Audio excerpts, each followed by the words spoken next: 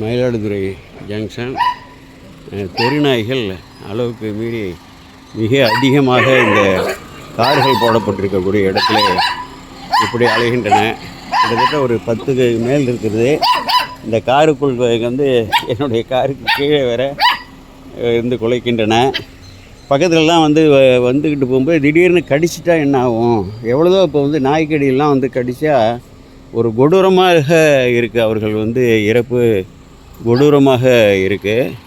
ஏன் இப்படிலாம் இதை கவனிக்க மாட்டேங்கிறாங்கன்னு தெரியல. நிறைய ஒரு 10க்கு மேலே நாய்கள், தெருநாய்கள் எந்தவித கட்டுப்பாடும் இல்லாமல் அலைந்து கொண்டு இருக்கின்றன.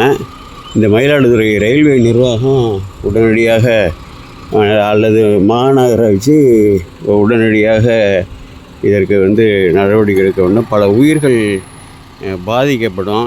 நாய் கடிச்சிட்டா கடிக்கப்பட்டவன் தான் கஷ்டப்படுவான். அதெல்லாம் பார்த்தோம்னா பெரிய வேதனைக்கு உரிய நிலையாக இருக்குது. இந்த நாய்கள்லாம் இப்போ அந்த பக்கம் ஓடிட்டு அந்த பாதை இருக்குது பாருங்க, மயிலாடுதுறை ஜங்ஷனோட அந்த என்ட்ரன்ஸ் அந்த பகுதிக்கு ஓடிட்டுருக்கு. ஓடும்போதே ஒரு 10 போகுது. கிட்டக்க கால்கிட்டலாம் நிமிந்து பார்க்குது. இப்போ இந்த காருக்கு கீழே 2 நாய் இருக்குது இப்போ படுத்திருக்குது. அங்கே ஒரு 2 கார் நிற்கிது பாருங்க. அங்கே இடையில அதில் அங்கே ஒரு நாய் எட்டி பார்த்துட்ருக்கு. எல்லாமே எப்படிப்பட்ட நாய்கள்னு தெரியாது. அதனால் மிக மிக கவனமாக இதை உடனடியாக நடவடிக்கை எடுக்க வேண்டும். இன்றைக்கு 16/7/26 இதை காட்சிப்படுத்தியிருக்கிறேன். ஒரு 10:30க்கு மேலே ஆயிடுச்சு நேரம்.